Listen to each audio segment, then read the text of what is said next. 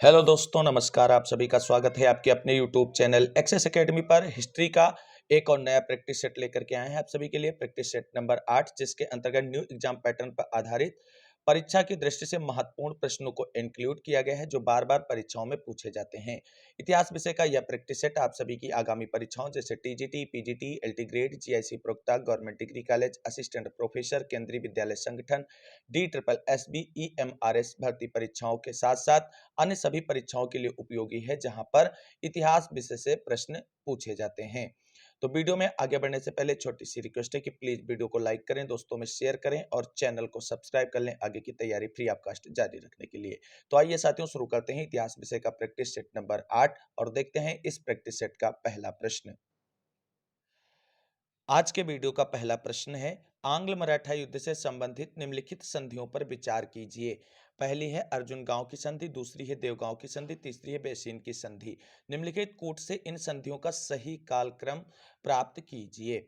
Option A 1 2 3, option B 2 3 1, option C 1 3 2 और option D 2 3 2 1। Right answer क्या बनेगा? इसका राइट आंसर बनेगा ऑप्शन नंबर डी 3 2 1, यानी ये 1 नंबर पे लिखी जाएगी और दूसरी वाली दूसरे नंबर पर ही लिखी जाएगी और सबसे लास्ट में आएगी 1 नंबर वाली। तो कुल मिलाकर के ये राइट आंसर आपका बनेगा 3 2 और 1। अगला प्रश्न देखते हैं दोस्तों, अंग्रेजी फौज को किसके द्वारा अतिरिक्त भत्ता, दुगना भत्ता दिया गया था? Option A Mir Jafar, option B शालम दुत्ती, option C Najm Uddaula, option D Dupleix. Right answer क्या होगा? राइट आंसर होगा ऑप्शन नंबर ए। साथियों, अगला प्रश्न देखते हैं। अगला प्रश्न है, इनमें से किसने भारत में बैप्टिस्ट मिशनरियों की गतिविधियों को विनाशक माना है? ऑप्शन ए, बी, सी और डी। चारों ऑप्शन आप सभी के सामने हैं, राइट आंसर कमेंट करें। तो राइट आंसर होगा इस प्रश्न का ऑप्शन नंबर सी, बेलेजली ने भारत में बैप्टिस्ट मिशनरियों की गतिविधियों को विनाशक माना है। अगला प्रश्न है दोस्तों, स्वातंत्र्योत्तर भारत की तटस्थता की नीति को किसने अनैतिक निष्पक्षता की संज्ञा दी?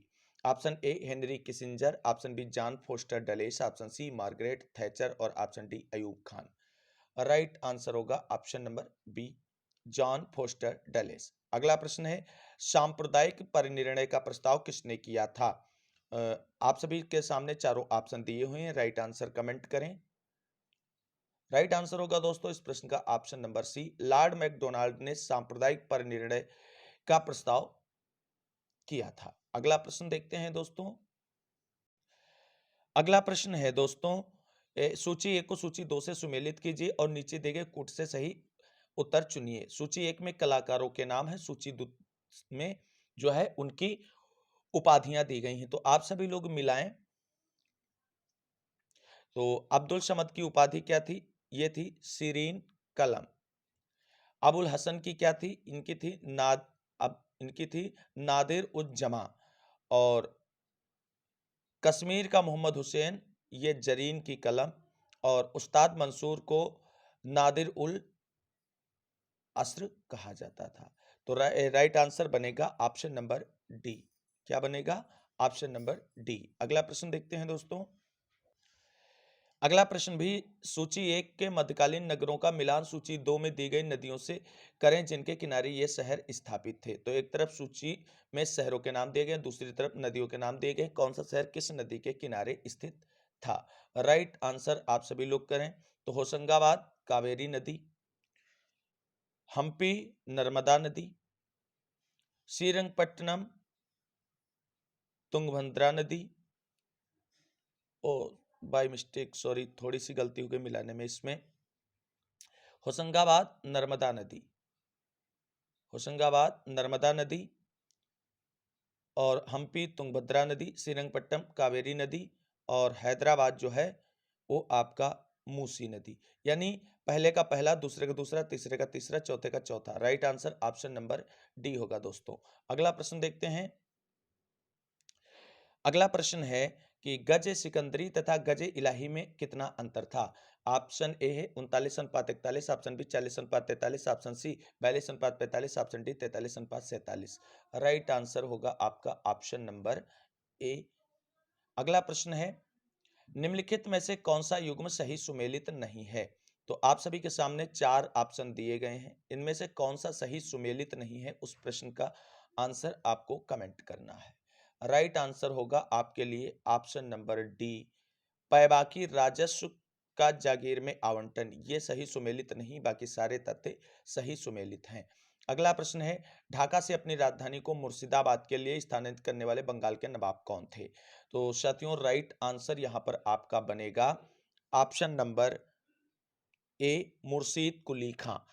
याद रखना, मुर्शिदाबाद, मुर्शीद कुली खां, इस तरीके से आप कोरिलेट करते हुए याद कर सकते हैं। अगला प्रश्न है, शाहजहां द्वारा बनवाए गए निम्नलिखित भवनों को उनके निर्माण के ऐतिहासिक क्रम में दर्शाएं। निर्माण निर्माणत इमारतें दी हैं। आगरा के किले में दीवाने आम, दूसरा है आगरा के किले में मोती मस्जिद, तीसरा है ताजमहल आगरा, चौथा है जामा मस्जिद शाहजहानाबाद। अब इनको ऐतिहासिक कालक्रम में मतलब आरोही क्रम में दर्शाना है। तो क्या होगा इसका राइट आंसर, आप सभी लोग कमेंट करें। तो राइट आंसर होगा ऑप्शन नंबर ए। क्या होगा? ऑप्शन नंबर ए। अगला प्रश्न है,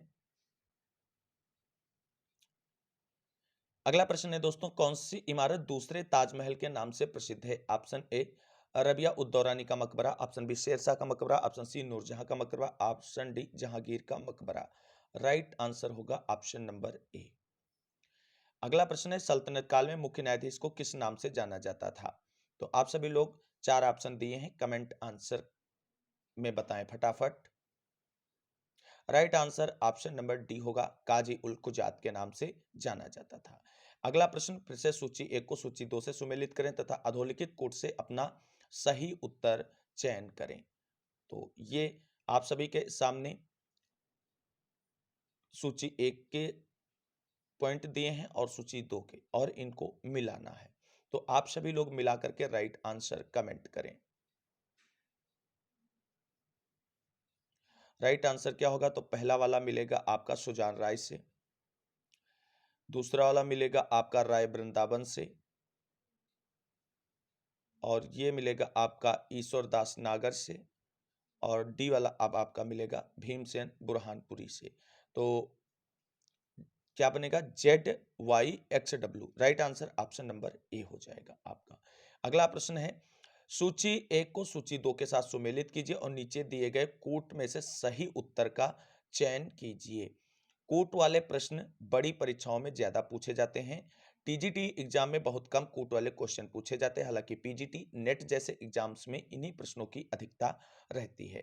तो एक तरफ ऐतिहासिक ग्रंथ दिए गए हैं, दूसरी तरफ उनके लेखक, और उनको सही तरीके से मिलाते हुए फिर इसमें जो आंसर आपका राइट बने उसको चयन करना है। तो शाहजहांनामा किसने लिखा था? इनायत खान ने। ठीक है। और नुस्ख ए दिलकुशा किसने लिखा है? भीमसेन ने। और पादशाहनामा लिखा है अब्दुल हमीद लाहौरी ने। और आलमगीरनामा लिखा है मोहम्मद काजिम ने। तो राइट आंसर क्या बनेगा आपका? पहले का दूसरा। तो पहले का दूसरा, दूसरे का चौथा। राइट आंसर ऑप्शन नंबर ए बन जाएगा। अगला प्रश्न देखते हैं दोस्तों, मध्यकालीन समाज में खल्क शब्द का प्रयोग किया जाता था, किसके लिए प्रयोग किया जाता था? ऑप्शन ए, समाज के उच्च वर्ग के लिए, ऑप्शन बी, जनसमूह के लिए, ऑप्शन सी, धार्मिक लोगों के लिए, ऑप्शन डी, गैर इस्लामी जमावड़े के लिए। राइट आंसर आपका होने वाला है ऑप्शन नंबर बी, जनसमूह के लिए। तालिका 1 को तालिका 2 से मिलाइए और उसके बाद सही कूट का चयन कीजिए। मिलाना है तो आप सभी लोग मिलाएं। तो चांदी का टका किसने जारी किया था? चांदी का टका भैया जारी किया था इल्तुतमिश ने, आप सभी लोग जानते हैं। और दीवाने अमीर को ही किसने बनाया था? तो ये बनाया था मोहम्मद बिन तुगलक ने। तो अभी अब ये ऑप्शन आपका कट गया, ए और डी यहां से आपके एलिमिनेट हो गए। 2 ऑप्शन आपके पास बचे। अब आगे देखना होगा आपका कौन सा किससे मिलेगा। दारुल सफा फिरोज शाह तुगलक से मिलेगा, और फिर ये सहना मंडी अलाउद्दीन खिलजी से मिलेगा। तो पहले का तीसरा, दूसरे का चौथा, तीसरे का दूसरा, यानी right answer option number C बन जाएगा। अगला प्रश्न देखते हैं दोस्तों, अगला प्रश्न है दोस्तों, सूची 1 को सूची 2 से सुमेलित कीजिए और अधोलिखित कूट से सही उत्तर का चयन कीजिए। एक तरफ विदेशी यात्रियों के नाम दिए गए हैं, दूसरे तरफ उनके स्थान दिए गए यानी वो किस देश से आए थे और इनको सही मिलाते हुए आपको जो है मिलान करना है। तो पहले इब्न बतूता कहाँ से आया था? मोरक्को से आया था। तो चौथे का पहला, तो आप मान के चलिए चौथा वाला पहले से मिलेगा, तो ये ऑप्शन आपके एलिमिनेट हो गए। अब 2 ऑप्शन आपके पास बचते हैं। तो अब देखते हैं, अब्दुल रज्जाक कहाँ के थे? तो ये ईरान के थे, ठीक है। निकोलो कॉन्टी कहाँ के थे? तो निकोलो कॉन्टी थे आपके इटली के। और फर्नांडो नूनिज कहाँ के थे? वो आपके पुर्तगाल के थे। तो पहला दूसरे से, तो right answer option number C बन जाएगा। अगला प्रश्न देखते हैं दोस्तों। अगला प्रश्न भी है, सूची 1 को सूची 2 से सुमेलित करते हुए निम्नलिखित कूट में से सही उत्तर का चयन करना है। तो एक तरफ प्रमुख नाम दिए गए हैं, दूसरी तरफ उनसे संबंधित तथ्य दिए गए हैं और इनको मिलाना है। राइट आंसर क्या बनेगा? तो सदाशिव तालिकोटा युद्ध से संबंधित है, ठीक है। और संगम वंश जो है वो आपका देवराय प्रथम, और राम राय जो हैं ये आपके अ- अराविडू वंश से हैं। अमुक्त माल्यद जो हैं ये कृष्णदेव राय से संबंधित हैं। तो पहले का जेड, पहले में जेड केवल ऑप्शन ए में आ रहा है, तो राइट आंसर आपका ऑप्शन नंबर ए बन जाएगा। अगला प्रश्न एक बार फिर से, सूची 1 को सूची 2 से सुमेलित करें कर सूचियों के नीचे दिए गए कोड से सही उत्तर का चयन करना है। तो सूची को मिलाना है भैया, मिलाइए। अब मिलाना है तो मिलान करते हैं। तो बाबर जामा मस्जिद संभल। हुमायूं ने क्या बनवाया? सही बात है, दीन पनाह बनवाया। अकबर ने क्या बनवाया? अकबर ने क्या बनवाया था?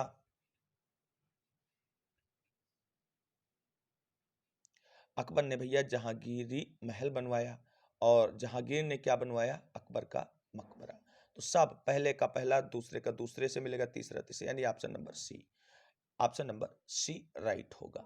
अगला प्रश्न है, वह विदेशी यात्री जिसने दारा शिकोह एवं औरंगजेब के मध्य हुए उत्तराधिकार युद्ध को देखा था, कौन सा होगा? Option A Francois Bernier, option B Niccolo Manucci, option C Tavernier, option D Thomas रो।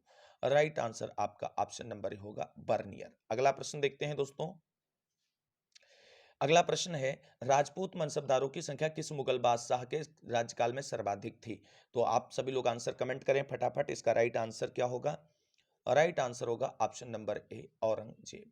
अगला प्रश्न है, निम्नलिखित में से कौन सा शासक दिवाली के उत्सव के दौरान जुए की पारी में हिस्सा लेता था जो 3 रातों तक जारी रहती थी? आप सभी के पास option A Mohammad Tughlaq, option B Akbar, option C Jahangir, option D Farrukhsiyar. और राइट आंसर आपका ऑप्शन नंबर सी होगा जहांगीर।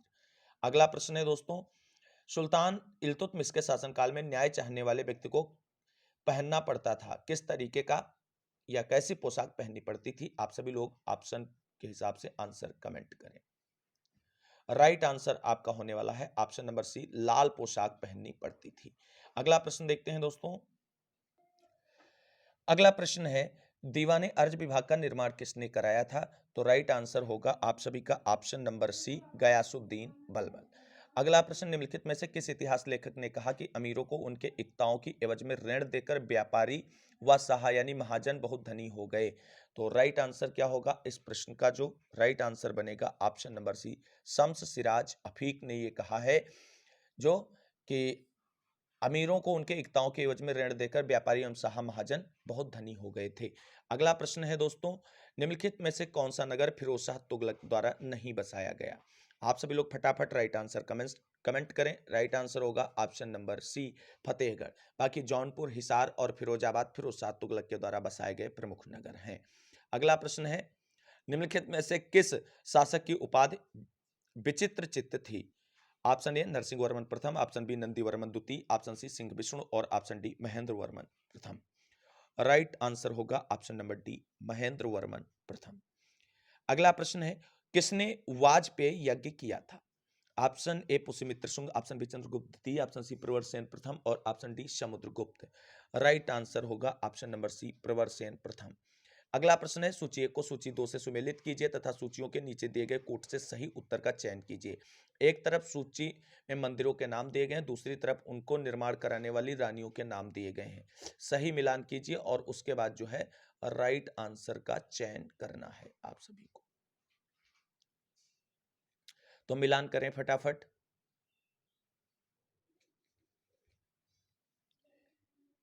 तो ब्रह्मेश्वर मंदिर भुवनेश्वर कोलावती देवी, पहला पहले से मिल गया, ठीक है। फिर है लक्ष्मण मंदिर शेरपुर, ये तो भैया वासटा, इससे मिलेगा। और फिर आपका आता है मल्लिकार्जुन मंदिर पद्दकल, ये आपका त्रैलोक की महादेवी से। फिर आपका विरूपाक्ष मंदिर बचता है, तो ये आपका हो जाएगा लोक महादेवी से। इस प्रकार पहले का पहला, दूसरे का चौथा और राइट आंसर ऑप्शन नंबर ए बन जाएगा। अगला प्रश्न देखते हैं, निम्नलिखित में से कौन सा युग्म सही सुमेलित नहीं है। अब इसमें बताया गया है कि कौन सा युग्म सही सुमेलित नहीं है। आप सभी लोग फटाफट क्वेश्चन पढ़ें। लक्ष्मण मंदिर शिरपुर, महाशिवगुप्त बालार्जुन, मेगुती मंदिर एहोल रविकीर्ति, ऑप्शन सी मल्लिकार्जुन मंदिर पद्दकल त्रैलोक की महादेवी, और ऑप्शन डी बैकुंठ पेरुमल मंदिर कांची नंदीवर्मन द्वितीय।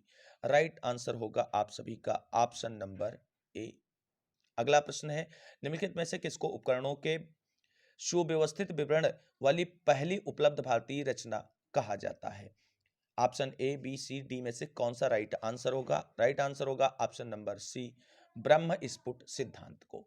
अगला प्रश्न है, अजंता चित्रों में सबसे कम प्रयोग किया जाने वाला रंग कौन सा है। ऑप्शन ए हरा, ऑप्शन बी लाल, ऑप्शन सी नीला और ऑप्शन डी काला। राइट आंसर होगा ऑप्शन नंबर ए हरा। अगला प्रश्न देखते हैं दोस्तों। अगला प्रश्न है, भारत पर पहला ईरानी आक्रमणकर्ता कौन था। Option A Philip, option B Sikandar, option C Kurush और option D Dara. Right answer होगा ऑप्शन नंबर सी कुरुश। अगला प्रश्न है, निम्नलिखित में से क्या ईसा की प्रथम सदी के आसपास विकसित मथुरा कला शैली में मूर्तिकला के लिए प्रयुक्त होता था। तो राइट आंसर होगा ऑप्शन नंबर डी लाल बलुआ पत्थर। अगला प्रश्न है, कंबोडिया में अंकोर वाट मंदिर का निर्माण किसके द्वारा कराया गया था। तो राइट आंसर होगा आपका ऑप्शन नंबर सी सूर्यवर्मन द्वितीय। अगला प्रश्न है, जहां पर सूची 1 को सूची 2 से सुमेलित करना है। सूची 1 में संगम लेखकों की सूची दी गई है और दूसरी सूची में उनके प्रमुख ग्रंथों के नाम दिए गए हैं। यहां पर मिलान करिए और फिर सही कूट का चयन करना है। तो आप सभी लोग मिलान करें फटाफट, क्या मिलान होगा। तो राइट आंसर यहां पे हम बताए थे, राइट आंसर होगा ऑप्शन नंबर डी। अगला प्रश्न देखते हैं, 1194, ये पूरा निकल के आया प्रश्न। 1194 ईस्वी के चंदावर के युद्ध में मोहम्मद गोरी ने किस भारतीय शासक को पराजित किया था। और राइट आंसर आप सभी लोग बताएं फटाफट। राइट आंसर होगा ऑप्शन नंबर बी जयचंद। अगला प्रश्न है, फतेहनामा ग्रंथ का संबंध किससे है। Option A B C D में से कौन सा राइट आंसर होगा। आप सभी लोग फटाफट कमेंट करें। राइट आंसर होने वाला है ऑप्शन नंबर बी अरबों की सिंध विजय से। अगला प्रश्न है, निम्नलिखित घटनाओं को कालक्रम से व्यवस्थित कीजिए और उसके बाद जो सही कूट बने उसका चयन कीजिए। तो क्या बनेगा राइट आंसर, आप सभी लोग मिलान करें। सिकंदर का भारत से वापस जाना, और दूसरा बिंदु है पर्सिपोलिस का दहन, तीसरा सिकंदर द्वारा हिंदुकुश के पार पूर्वी ईरान पर विजय, और ऑप्शन डी सिकंदर के साम्राज्य का त्रिपैरोदिसस में विभाजन। तो साथियों सबसे राइट आंसर इसका बनेगा ऑप्शन नंबर डी। कौन सा, ऑप्शन नंबर डी सही होगा। अगला प्रश्न देखते हैं दोस्तों, किस चोल शासक ने हेमगर्भ व तुलाभार नामक यज्ञों का संपादन किया। राइट आंसर आप सभी को यहां पर कमेंट करना है, क्या होगा राइट आंसर। राइट आंसर होने वाला है ऑप्शन नंबर डी परांतक प्रथम। अगला प्रश्न देखते हैं दोस्तों।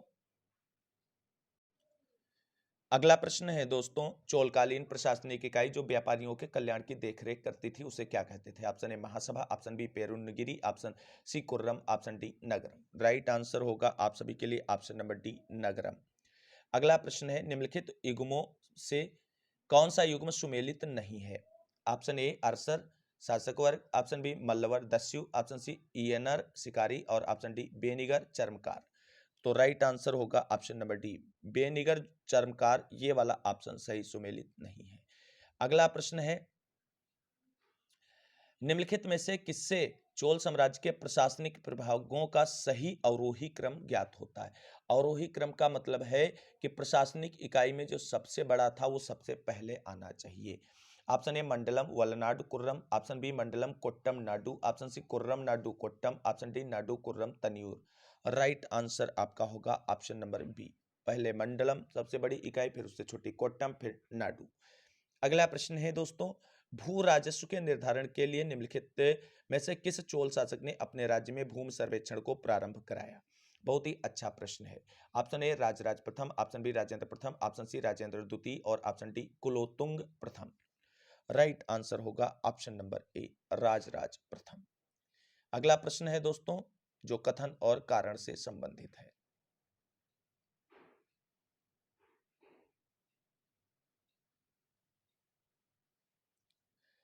प्रश्न है, नीचे दो वक्तव्य दिए गए हैं, एक को कथन ए एवं दूसरे को कारण आर कहा गया है। कथन है समुद्रगुप्त एवं कुमारगुप्त दोनों ने अश्वमेध प्रकार के सिक्के चलाए।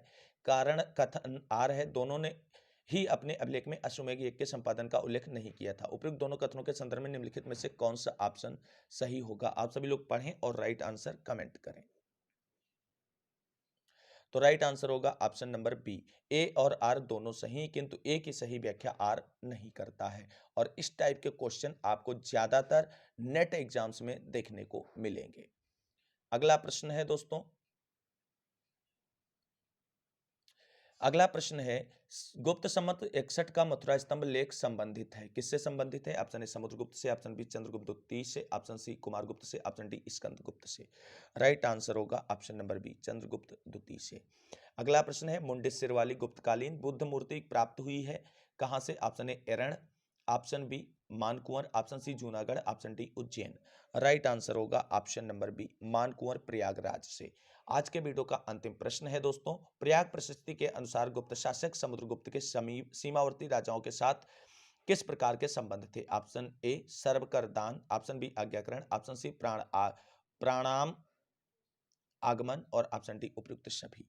राइट आंसर होगा दोस्तों ऑप्शन नंबर डी उपयुक्त सभी। तो साथियों ये था हिस्ट्री का प्रैक्टिस सेट नंबर 8, जिसमें काफी इंपॉर्टेंट क्वेश्चंस को इंक्लूड किया गया था। सारे क्वेश्चंस जो है न्यू एग्जाम पैटर्न पर आधारित हैं, जो आपकी परीक्षाओं की दृष्टि से काफी उपयोगी और हेल्पफुल साबित हो सकते हैं। तो साथियों आज के वीडियो में बस इतना ही। इस वीडियो को अंत तक देखने के लिए सभी साथियों को तहे दिल से शुक्रिया, बहुत बहुत धन्यवाद। मिलते हैं अगली वीडियो में, तब तक के लिए सभी साथियों को जय हिंद जय भारत, वंदे मातरम। आप सभी साथियों का दिन शुभ हो।